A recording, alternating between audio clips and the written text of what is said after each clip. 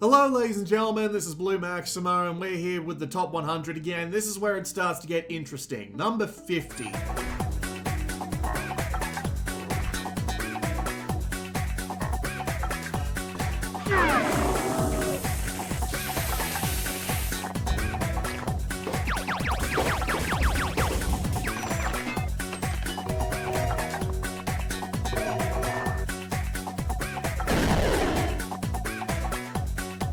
So this is the first and the only free-to-play game on this list, and there's a fair few reasons why. So, BreakQuest is basically a breakout game. That's all there is to it. You move the paddle along the bottom of the screen, you fire off balls to hit objects in the environment, and once you've cleared them all, you move on to the next level. This game has 100 included levels on a grid, where if you beat a level, you unlock all the levels around it, so you move through in whatever order you please. You start out with a very limited amount of balls, however you earn more as the game goes on, and you also have things like power-ups and stuff to help you out. So, if you're like me, you can play through this entire game without spending a cent. Which is actually kind of amazing, because you would expect it to be balanced in such a way where you need to put in a lot of effort to keep the balls that you have, let alone get any extras, because that's what the free-to-play market is like these days. But no, this game is so generous that you can get through the entire thing on the initial set of balls that they give you. It's incredibly generous, and I liked it so much that I ended up buying the Infinite Balls DLC for $10 just because I felt so bad. And that's because the game itself is actually great for a couple of reasons. One, as I said, it's got 100 levels in it, and you can play all of them on the initial set of balls, so it has a fair bit of longevity to it. And it looks great. Like, you'll look at a level in this game and you'll think, what am I supposed to hit here? This just looks like this weird digital painting. But then you let the ball go, it bounces off something in the environment, and you're like, oh, that's what I have to hit. It's really creative in the way that it does all this, and screw the bonus level, because the bonus level is ridiculously hard.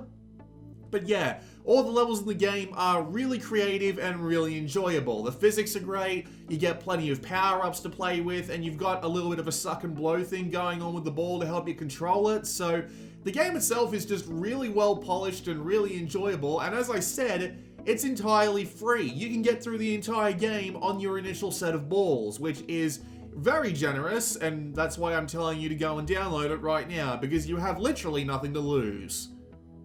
Number 49. Fast. Fight clean. Fight dirty. With stealth. With force. Choose sides. Choose tactics. For the bonus. For the perks.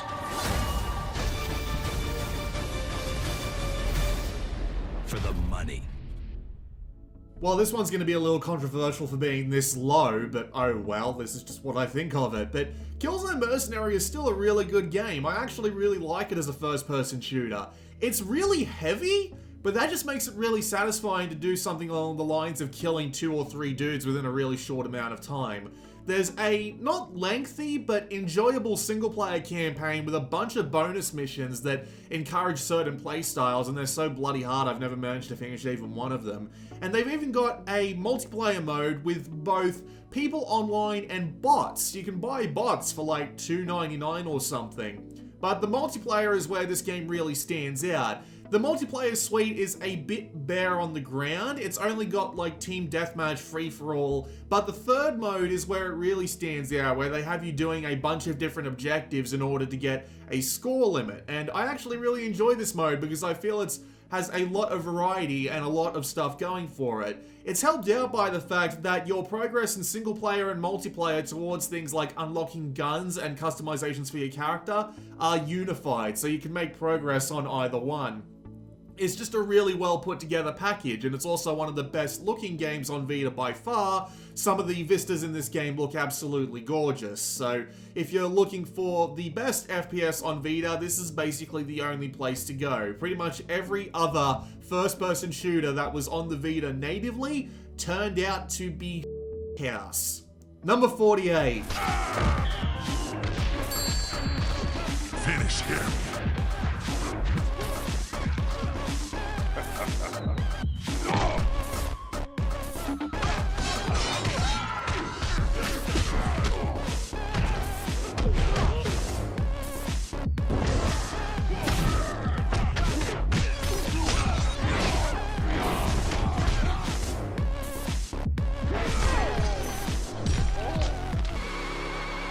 Mortal Kombat! Yes, this is the best Western developed fighting game on the Vita by far, and there's a multitude of reasons for it.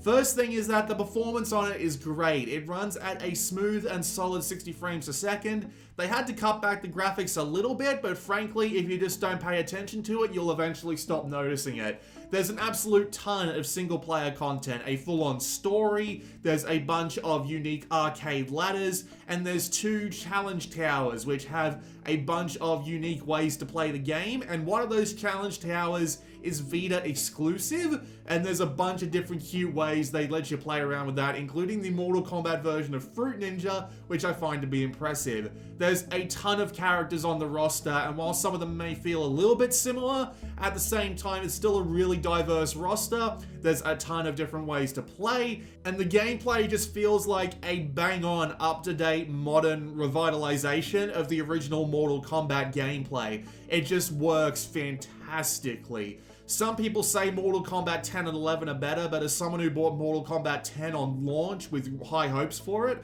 I ended up playing Mortal Kombat 9 even more after Mortal Kombat 10 came out. So if you're looking for a gory, filled with single-player content fighting game on the Vita, you want to grab this one. This will keep you entertained for hours. Number 47.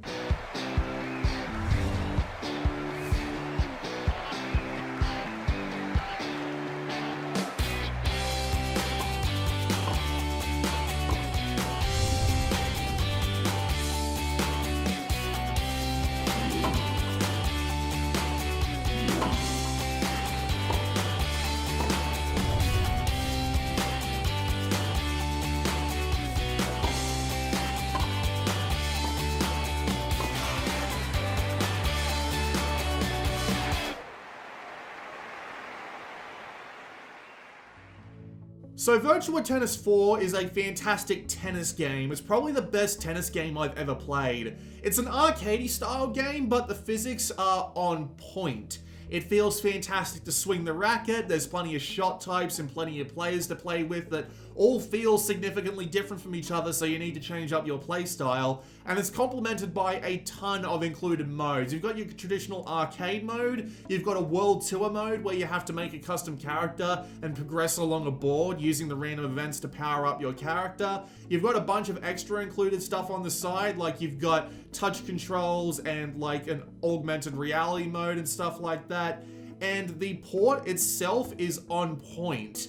Everything looks crisp and sharp. The frame rate in-game is just rock solid, and the controls feel 100% accurate. It doesn't feel like the game is screwing me because of a bad port. I always feel like I missed the ball because it was a mistake that I made. It's a really well put together port, and one of the few examples of this on Vita. It also came out on launch, which makes the whole thing even more impressive.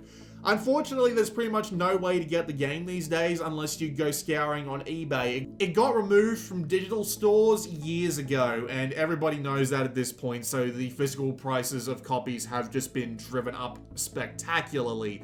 But if you're looking for a really good tennis game on the Vita, there is no alternative to this. This is one of the best tennis games pretty much ever, not just on the Vita. Number 46.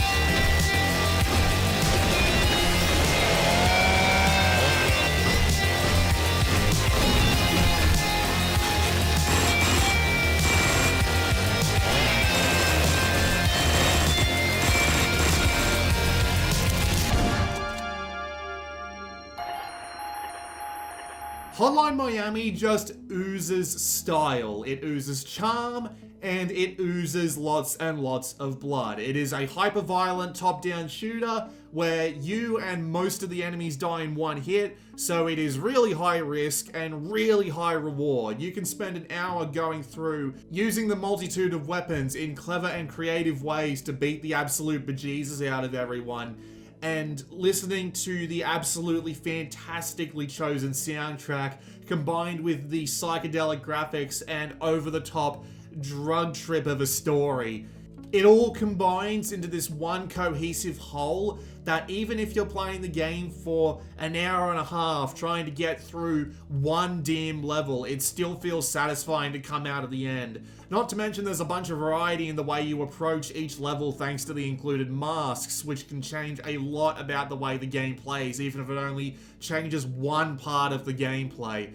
There are a ton of levels to play, and you can replay them for high scores, and Hotline Miami 2 is just more of the same. The ports of both of them work really well, their performance is on point, and the controls, while not as smooth and responsive as the PC version that this game originally started from, it still works really well, and I am fine with recommending both of these as an alternative to the PC version if you need it. Hotline Miami has gone on to be really influential in the indie game scene for high speed, high stakes, high reward action, and it is really easy to see why, which is why it comes as an instant recommend to anyone who is even remotely a fan of shooters.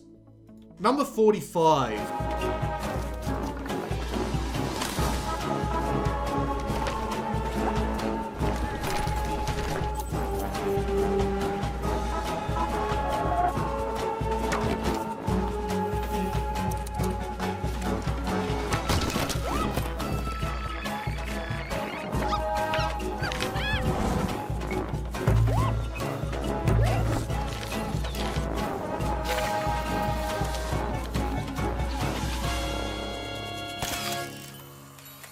Here's the thing about Media Molecule.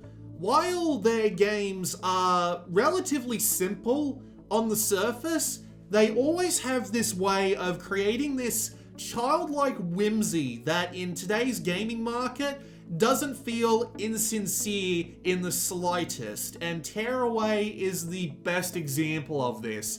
It's a guided adventure, it's very simple, and it'll only be a few hours, and it doesn't have much replay value, but it has got so much charm to it that you can't help but smile all the way through. All the little touches, like the little bits of the music that play up when you're doing specific actions, or being able to modify parts of the world just by drawing on the Vita itself, or by using some of the most natural integrations of things like the rear touchpad that you'll have ever seen in a Vita game.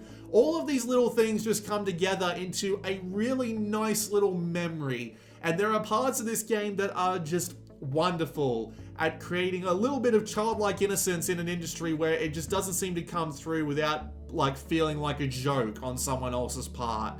It is an absolutely wonderful little experience, and considering how cheap it is usually these days, for a few hours of simple platforming fun with a bunch of cute stuff thrown in, I can't help but recommend it. Number 44.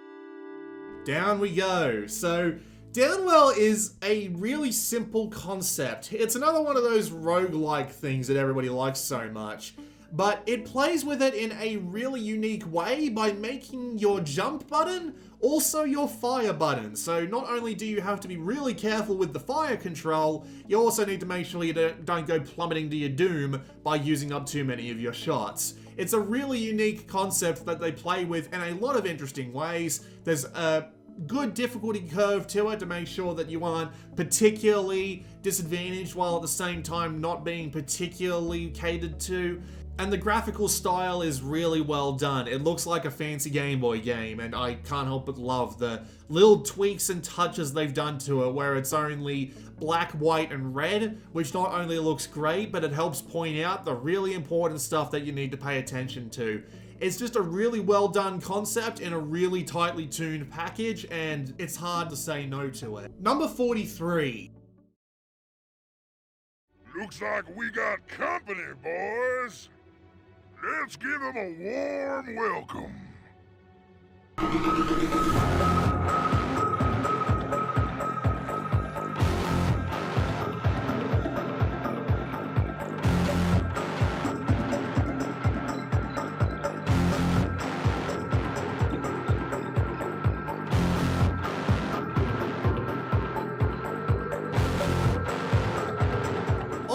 Stranger's Wrath came out in 2005, and yet playing it almost 15 years later, it still feels like it's almost up with the times. It's a platformer shooter style thing going on with a bunch of weird little theming going on, including things like these weird chicken things you have to talk to and the accents of the bosses you have to catch all being these weird gruff dudes, and it's got this nice set of charm to it, but the gameplay is where it really sticks out. Not only do you have the ability to do things like stealth takeouts on people and the ability to try and take people non-lethally in order to get more money for them, but you've got things like your crossbow, which can take tons of individual ammo types, and you can use them in order to do things like set up traps and take out certain enemies before others, or just go in guns blazing. It gives you a lot of options, and it makes the game feel really diverse in its tool set because of that. It feels almost like something that came out a few years after it, like say something along the lines of Far Cry 3. And not to mention, it still looks good even to this day. They did a great job with the HDifying of the game, and the port to the Vita just runs well enough. It doesn't run fantastically, but it runs more than well enough, even in the more set-piecey-like areas like the roller coaster ride they take you on at one point. It's just a really fun adventure with plenty of options in how to handle things, and not to mention that the whole theme going for it just makes it a lot of fun too. So if you're looking for a nice blast from the past that feels more modern than it should, this is a great place to start. You don't even need to play the other Oddworld games, thankfully. Stranger's Wrath is actually pretty standalone. And that's a good thing too, because the port of Oddworld New and Tasty to the Vita sucked. Number 42. 呪いに気をつけて。このままだとあなたの風は。忠告は受け取っておこう。風の導き手。おう、お前、いい眼鏡をしているな。そんなことより、俺の歌を聴け！あなた、シャロン・アッポーのプロデューサーさん？ええ、そうだけど。私、ミーナ・フォルテと言います。ボーグさん、よろしくお願いしますね。やりにくい女だね。Macross Delta Scramble! Idols crossed with mecha that can transform into jets. That's Japan, alright. Macross Delta Scramble is Art Dink's latest effort, and I absolutely love this whole series they've got going on, where it's a bunch of standalone missions with a complicated machine that you can upgrade over time, and this game just fulfills that in spades. The best thing about this game is being able to transform into the 3 different modes: the on-land mech, the halfway between thing, and the jet, and they all play very differently, and you need to get very good at swapping between them in order to take on all the missions. There's a ton of missions, there is a lot of action going on. They don't call it a Macross Missile Massacre for nothing, so there'll be tons of missiles and gun bullets and all sorts of things just flying all over the place, and every now and again a cute anime girl will be on screen to just cheer you on, keep you going. Can't help but love that. The game runs really well too. It is super smooth on the Vita, and the action just remains nice and consistently enjoyable because of that. It is entirely in Japanese with no English to speak of, which can make it a little bit hard to get through for people who don't speak the language, but I got through it just fine, and I have barely any experience with the language, so it is really, really easy to recommend. There are 2 DLC packs you probably want, by the way, so if you have the opportunity to get this on a Japanese language account, do that so that you can get the DLC, but even if you can't, I would still wholeheartedly recommend this as an import. Number 41.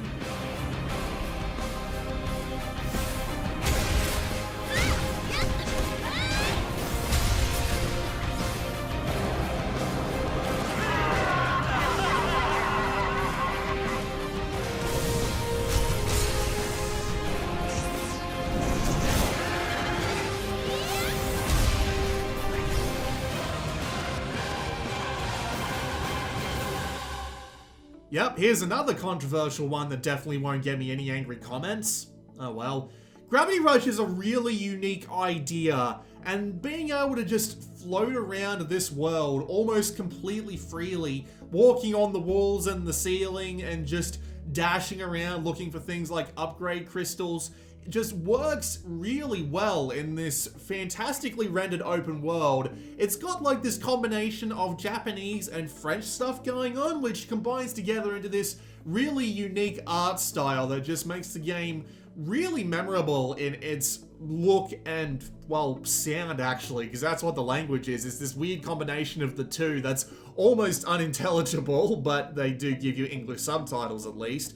The combat itself is a little bit more clunky, but still being able to float around these giant bosses and just missile kick your way in to beat the absolute bejesus out of them is really satisfying, and some of the music in this game is just absolutely fantastic. I love the Pleasure Quarter theme because it just sounds so upbeat and relaxing in comparison to a lot of the other game's music actually, but still, it's a fantastic little adventure. They've put a ton of different ways of playing around with gravity powers in it, and there's a lot to see and do.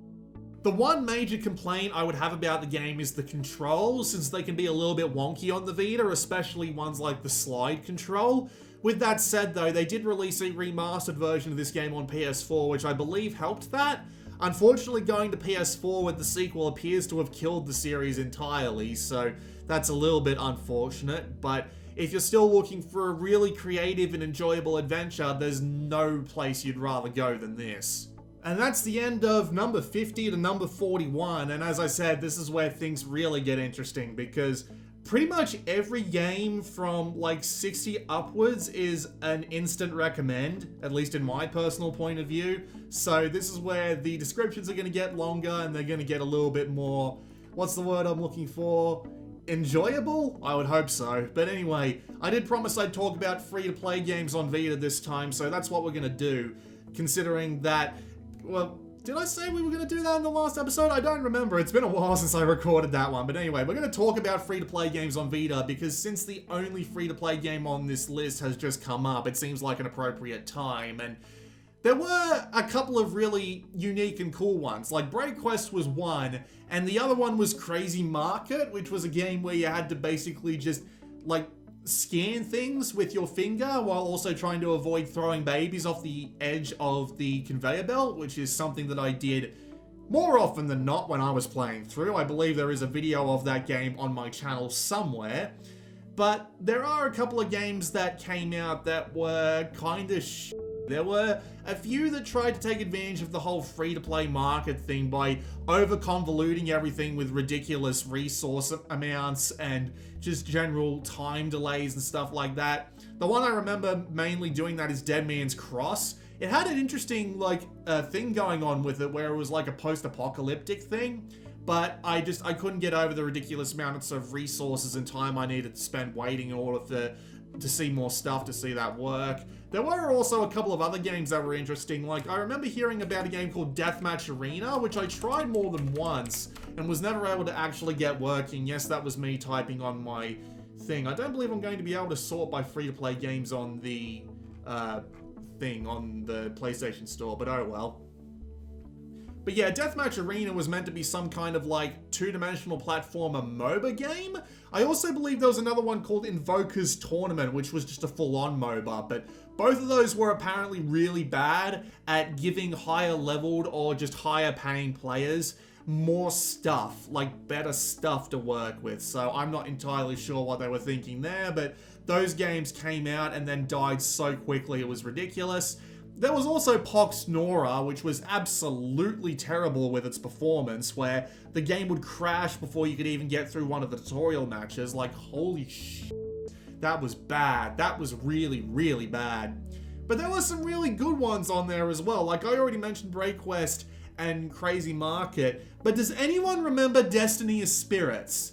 I still remember that game. I have a friend on an IRC channel that I frequent that played the game along with me back when it was actually a thing, and we had so much fun just building up our collections of spirits, using them to get through like the raid towers that they would put up from time to time to get the unique rewards for them, and just the whole 3-on-3 combat was actually interesting because all the different spirits had their own stats and abilities, and it didn't feel like it was trying to strangle you out of your money. But unfortunately, that's probably why it died so quickly, because it went down within like a year or 2 years after it came out, and it's just really disappointing. I was hoping that game would get saved in some fashion, but no, it was just too complicated and we weren't able to save it quickly enough. So there you go. I still miss that game.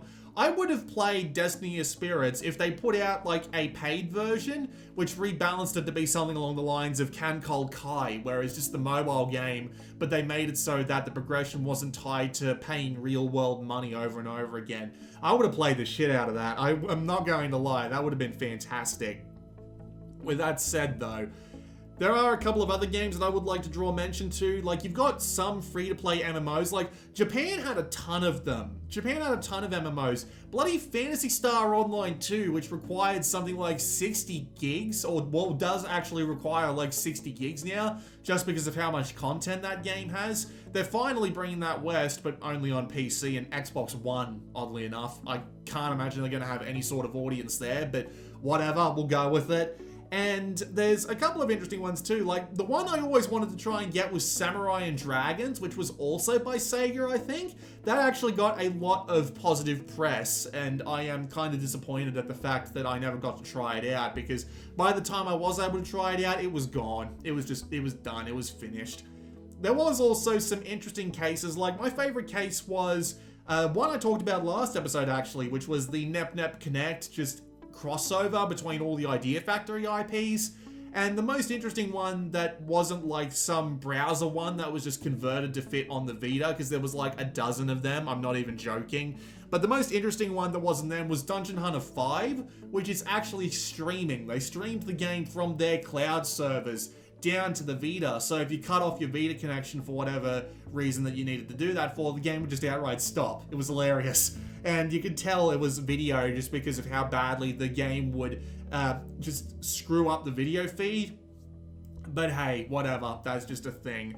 It's a shame. The Vita had a lot of opportunities to become a great little free-to-play, like, just vector.